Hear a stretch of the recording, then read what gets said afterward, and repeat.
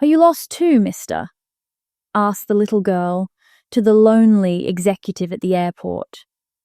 What he did next changed everything. The airport resonated with the chaotic bustle of holiday travel. It was December 24th, and every terminal was overflowing, with passengers eager to get home for Christmas. The loudspeaker crackled every few minutes, announcing delays and gate changes, in a monotone voice barely audible over the crowd. People ran from one side to the other, dragging suitcases, juggling coffee cups, and checking their phones. Graham Lockett remained motionless amidst the noise. He occupied a seat near a large window, tucked away in a quieter corner of Terminal C, far from the hustle of the central concourse. Outside, the planes were paralyzed and snowflakes danced in swirling gusts over the runway. A delay notice blinked on the screen above his gate. Flight 431, delayed until further notice. Graham did not react. His black wool coat was draped over the back of his chair. A leather briefcase rested next to his polished shoes, and beside him, incongruously, sat a small, worn teddy bear. The bear didn't fit with the man. Graham was the image of control. Tailored suit, silver watch, impeccable haircut, but the teddy bear was clearly old. Its stitching had come undone on one ear, and one of its button eyes was slightly off-center. He held it gently, not like an executive clinging to a meaningless object, but like a father remembering a child. It was a birthday gift, one that never reached her. His expression remained unreadable, but his tired, dark, distant eyes told a different story. They weren't fixed on anything in particular, not on the screens, not on the people, just somewhere else. Maybe 5 years ago, maybe further away. Suddenly he felt a tug on his sleeve. Graham blinked, startled. He turned. Before him stood a little girl, no older than 5. Her cheeks were rosy from the cold. Her soft brown curls peeked out from under a knitted hat, shaped like a cat. She clutched a small backpack against her chest, with the zipper slightly open, revealing the edge of a storybook inside.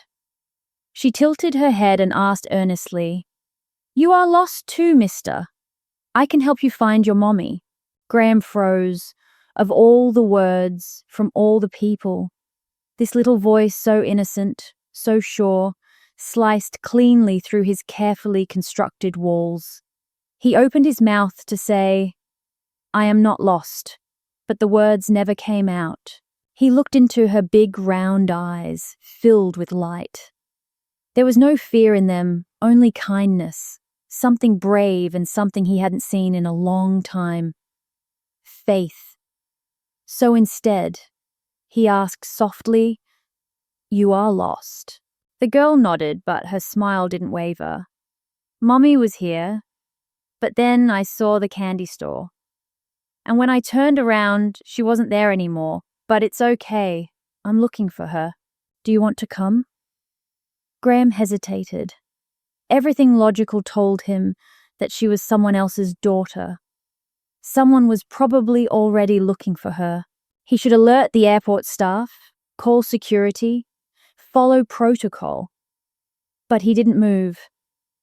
This girl, this little stranger, had broken into his silence and brought something to the surface. Something he thought he had buried forever. He stood up slowly, towering over her, but she didn't step back. She simply reached out her gloved hand. He looked at her hand, then the bear on the chair, then back at her, and nodded. "Let's find her together." She smiled as if she had just won a prize. "Good." She slipped her hand into his with total confidence and began to lead him away from the window. They walked past security checkpoints, food courts, and souvenir shops. He said nothing, simply followed her steady pace. Her small fingers wrapped around his. She chatted as they went about candy canes and how her mommy always sang songs when she was afraid. Graham listened, He really listened, for the first time in a long time. Some people looked at them as they passed. Some smiled, others stopped to look twice. A tall man, in a black suit, walking hand in hand with a little girl in a cat hat. To the world, they looked like father and daughter. But for Graham, it was something completely different. For the first time in years, he wasn't thinking about meetings or deadlines. He wasn't mired in grief.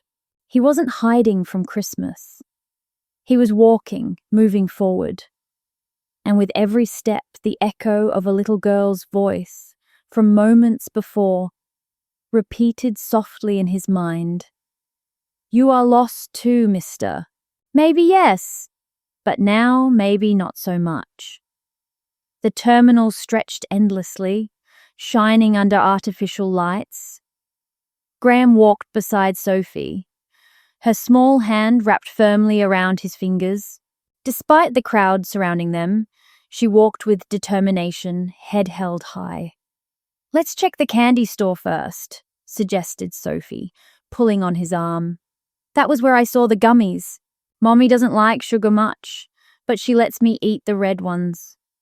They passed a group of shops, each full of Christmas decorations and last-minute travelers.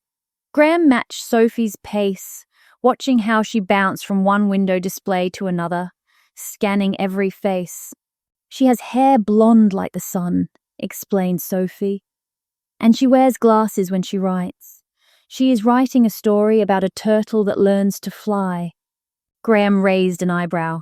"A turtle that flies." Sophie nodded proudly. "Mommy says everything is possible in stories." He almost laughed, but not with mockery. He was taken by surprise by that quiet warmth in his chest. "And every night she sings to me," added Sophie, swinging her little backpack, "even if she's tired." They scoured the food court, then took a look at the airport play area. There was no sign of Clara. Graham knelt beside Sophie. Still no luck. She looked around with pursed lips, thoughtful. "Maybe she is also looking for me and we are missing each other." "Maybe," he said softly. A passing airport employee stopped, frowning slightly at the pair. "Excuse me, sir. Is that your daughter?" Graham hesitated. It would have been easy to say no. But then Sophie looked at him with eyes wide and full of trust. "Yes," he said softly. "We are just trying to find her mother." The employee nodded politely. "Check at the information desk, if you haven't already. They might have received a report." "We will," replied Graham. As they continued walking, Sophie hummed quietly. He recognized the melody, "Silent Night." Her version was out of tune, but it was sweet, just like a child's. "Aren't you afraid?" he asked suddenly. Sophie shook her head. "Actually, no. Mommy always says that if you are lost, be kind. The magic will find you." Graham looked at her. "Magic, huh?" "Yes," she said, smiling. "Christmas magic. I know we will find her. I believe in it." There was a pause. Then, as if the words came from a forgotten part of him, Graham replied, "Maybe, me too." And for the first time in years, he almost meant it. The security station was a blur of movement and silent tension. Clara stood near the counter with her fingers clutching the strap of her purse. Her blonde hair was disheveled from running through the terminal, and her cheeks were flushed, not from the cold, but from the fear she had been desperately trying to hide. Her voice was steady when she spoke to the officer, but her eyes gave her away.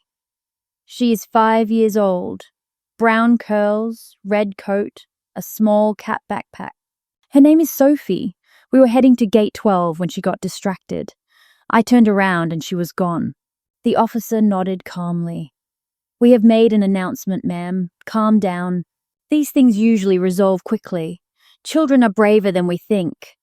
Clara tried to nod. She tried to believe it, but the pain in her chest only grew. On the other side of the terminal, Graham and Sophie were approaching the main corridor again, when a voice from the intercom buzzed above them. If anyone has found a missing girl matching this description. A nearby flight attendant who heard the announcement looked at Sophie and Graham, then leaned in. I think this might be about her, she said softly. Come with me. Sophie's eyes lit up. She turned to Graham. See, I told you the magic would work. They followed the flight attendant past a few gates, then down a short hallway leading to the security station. The moment Sophie turned the corner, her eyes opened wide. Mommy! Clara looked up just in time to see her daughter running toward her. She fell to her knees with open arms, just in time to catch the flying bundle of red coat and brown curls. Oh, sweetheart. Clara exhaled, hugging Sophie as tight as if she feared the world would try to take her away again. You're okay, you're okay.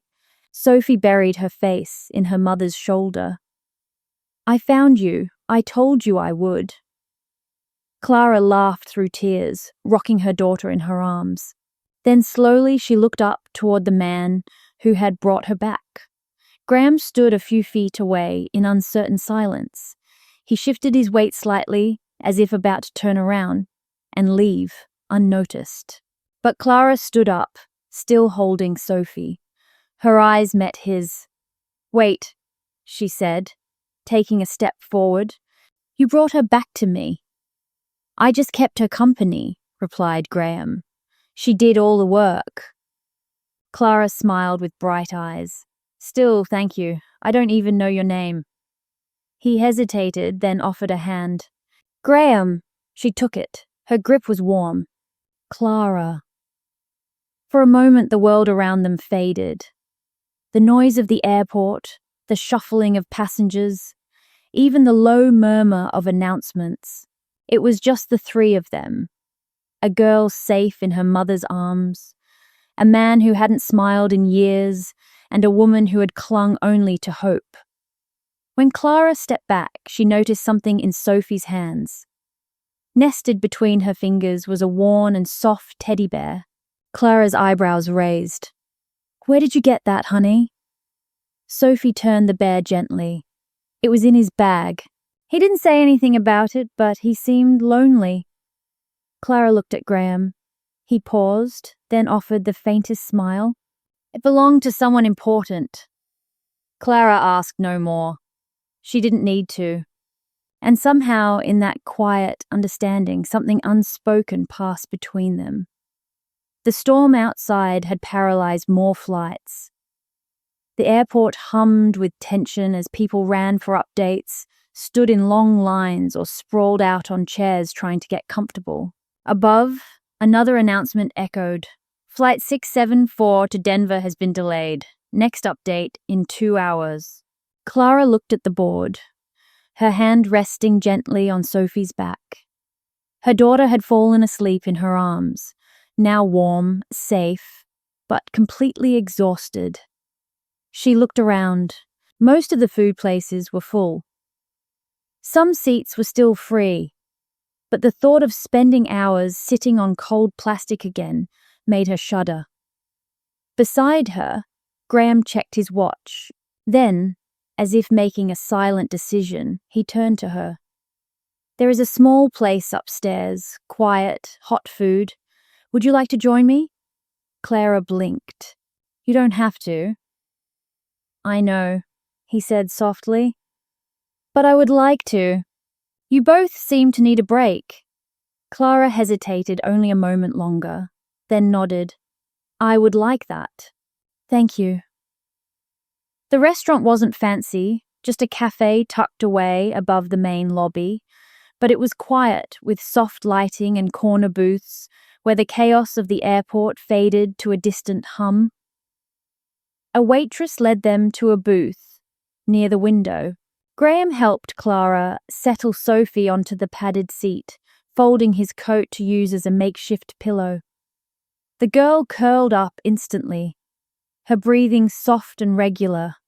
They ordered simple meals, soup, bread, hot tea, and for a while they ate in a comfortable silence, interrupted only by the clinking of spoons and the occasional announcement echoing from below. Clara watched Graham as he stirred his tea. Despite his polished appearance, his tailored suit, his elegant watch, there was something quiet and steady about him.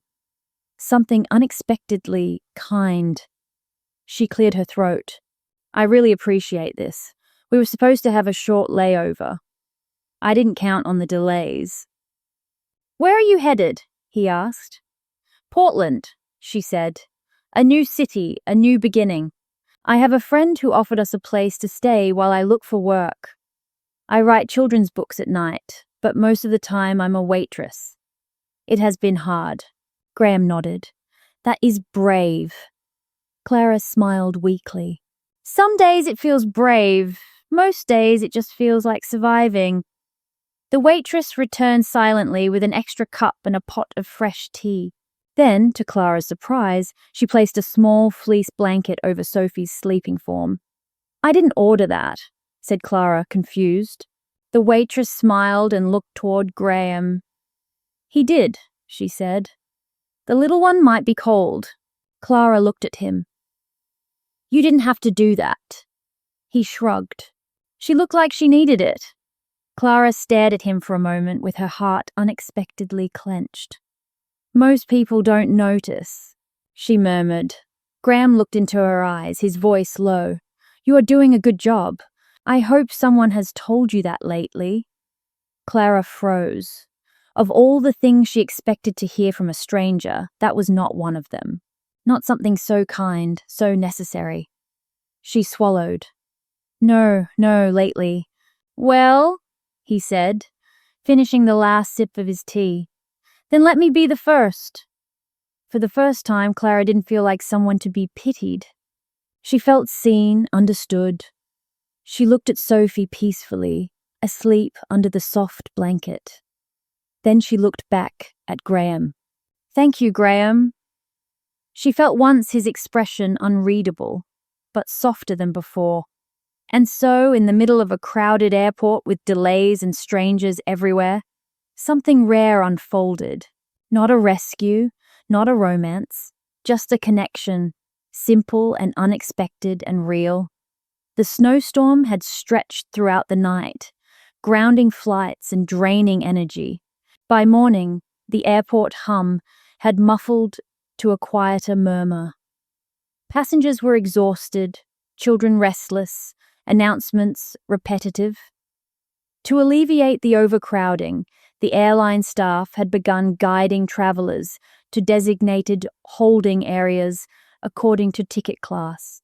Mr. Lockett, said a flight attendant upon seeing Graham, we can now move you and your companions to the VIP lounge. Graham nodded quickly, then turned to Clara and Sophie, who were nearby watching people shuffle past. Clara hesitated. You don't have to include us. But Sophie pulled on his sleeve with wide eyes. Can we go, Mommy? Mr. G said there is hot chocolate. Graham gave her a small smile. Are there even mini marshmallows? He checked. Clara looked at them both. She didn't like feeling like someone who depended on others. But this wasn't just about her, and for once a part of her wanted to say yes. She nodded. Okay. The VIP lounge was a different world, quiet, warm, with soft lighting, fluffy armchairs, and a snack counter that made Sophie's eyes light up. Graham handled the check-in with the staff, while Clara helped Sophie with her coat. They settled in a corner by the large windows where snow still fell in lazy spirals beyond the glass. Graham opened his laptop, responding to some emails while sipping black coffee. Clara leaned back in the plush armchair, watching Sophie explore the small play corner nearby. A moment later, Sophie returned, holding a plastic checkers board with both hands.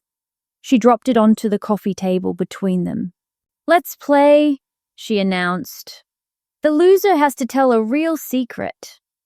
Clara raised an eyebrow. Oh, be careful. She always wins.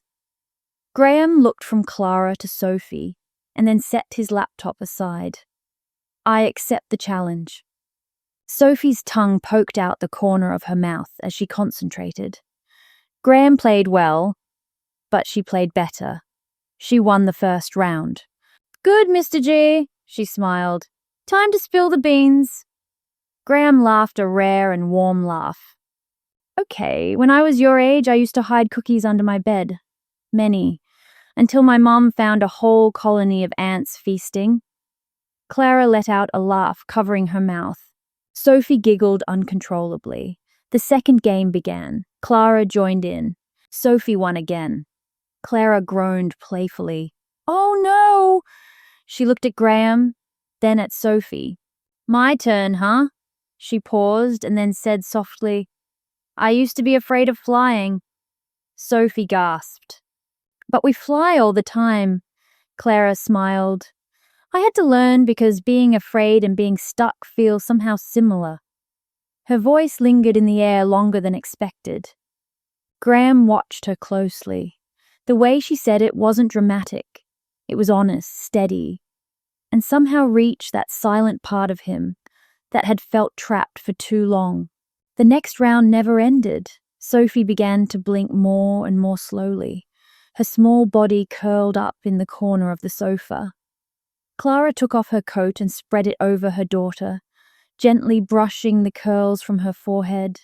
Graham remained still, watching them with a kind of reverence he couldn't name. Minutes passed. Sophie shifted with half-closed eyes and reached into her small cat-shaped backpack. She pulled out a crumbly homemade cookie wrapped in tissue paper. She placed it in Graham's palm. "I saved it for you," she murmured. "Mummy says good things should be shared." Graham looked at the broken cookie. His throat tightened. It was the first gift he had received in 5 years that didn't come with conditions. No business, no formalities. He didn't eat it. He folded the tissue paper carefully and placed the cookie in a small compartment inside his leather wallet. A keepsake. Clara noticed but said nothing. Later, an airline staff member appeared. "Excuse me. Your flight might resume in the next 2 or 3 hours." Clara straightened up. She looked at Sophie, who was still dozing, then at Graham. Everyone was thinking the same thing. The end of this strange and quiet chapter might be near. Graham stood up and took a small notebook from his jacket. He scribbled something, folded the paper, and offered it to Clara. "In case you want to continue the game." She unfolded it. A personal email, and below it, the title of the children's book she had mentioned the night before. He remembered. She looked at him, speechless. There were no grand gestures or pressure, just a man reaching out in the most human way. Clara smiled. For the first time in a long time, she felt seen. The storm had finally begun to let up. By morning, the airport was quieter, not because there were fewer people, but because something in the air had changed. Hope, perhaps. Movement. A chance to go home, or towards something that might become it. Graham was standing near the same large windows in the VIP lounge, coffee in hand. The snow had stopped falling. Flights were being cleared for departure. One by one, an announcement echoed through the hall. "Flight 828 to Portland. Boarding now, at gate 17. Clara froze.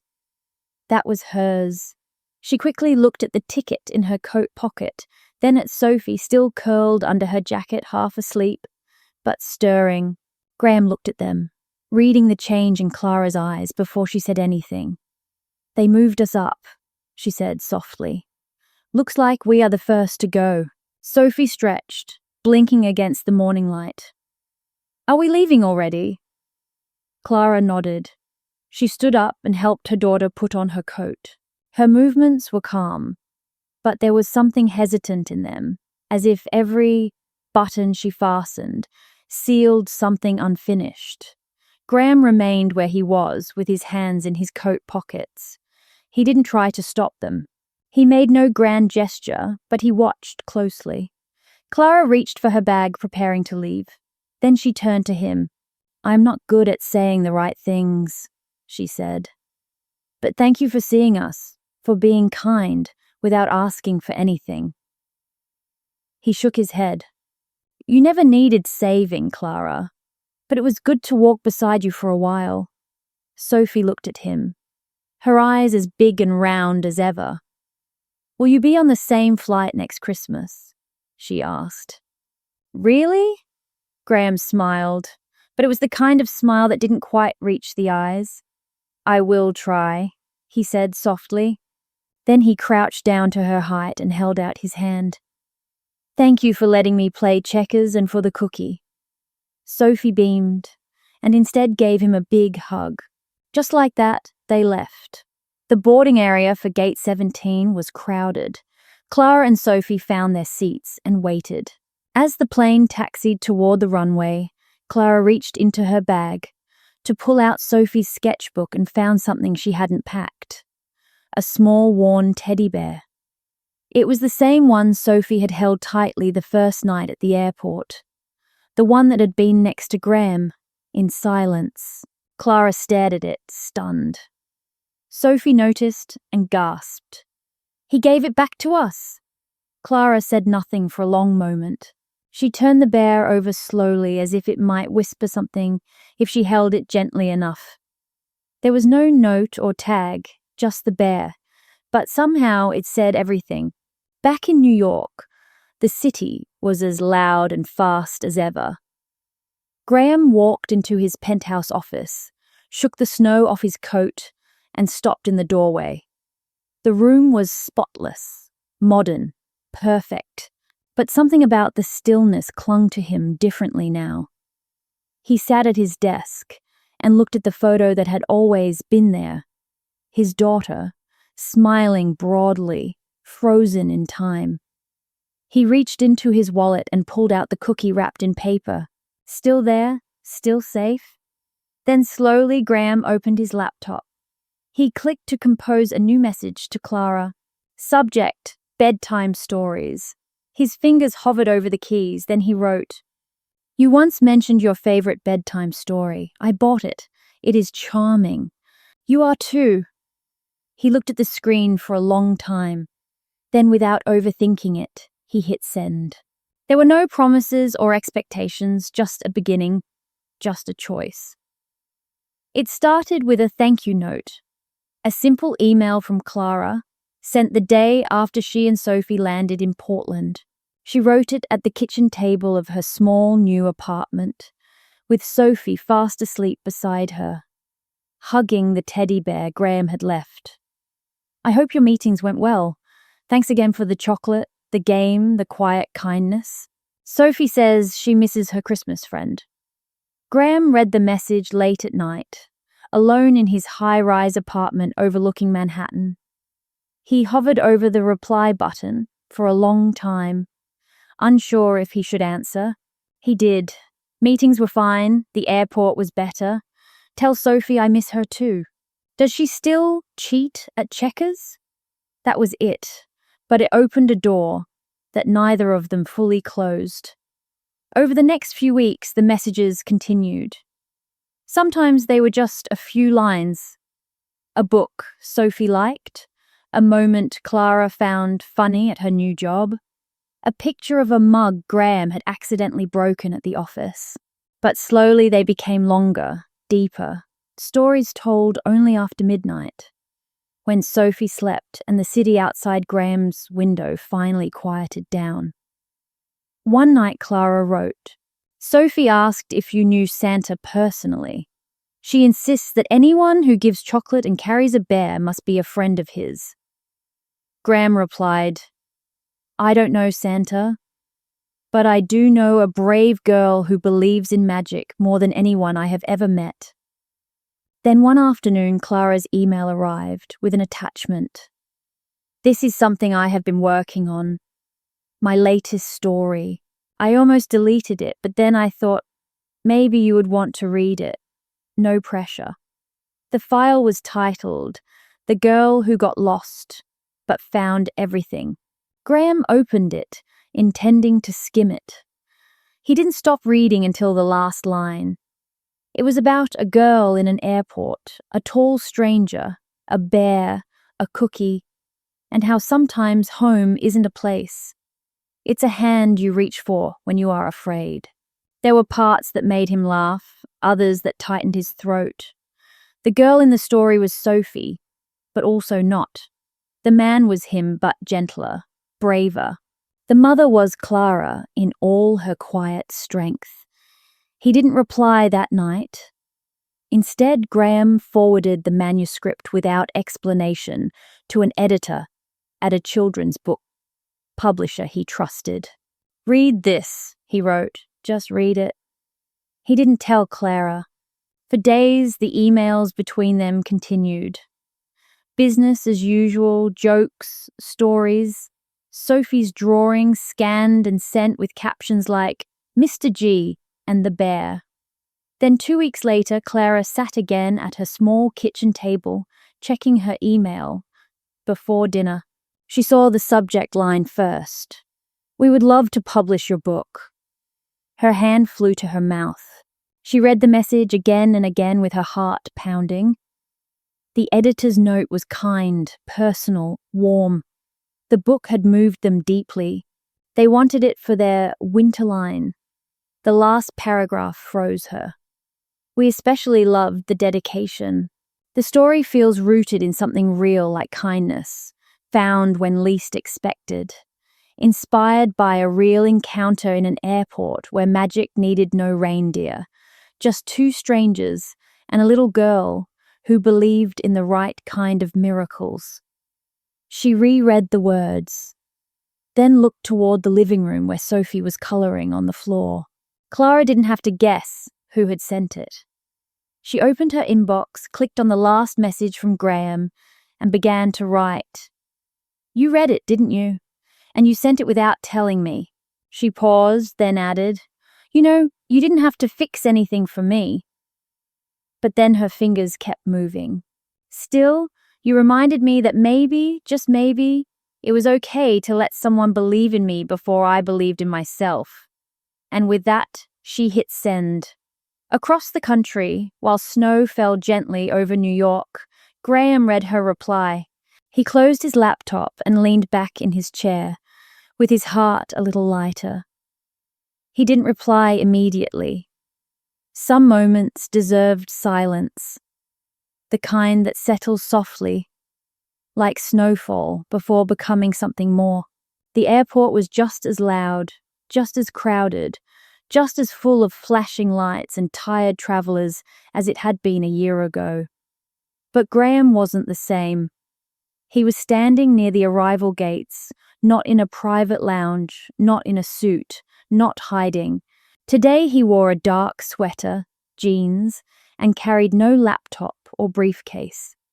Just a small bouquet of winter flowers and a hardcover copy of The Girl Who Got Lost But Found Everything. The book had become a quiet success, but for Graham, it meant much more than bestseller lists. It was the map to something he didn't know he was still looking for. He checked the screen again. Their flight had landed, and then through the sea of passengers, he saw them.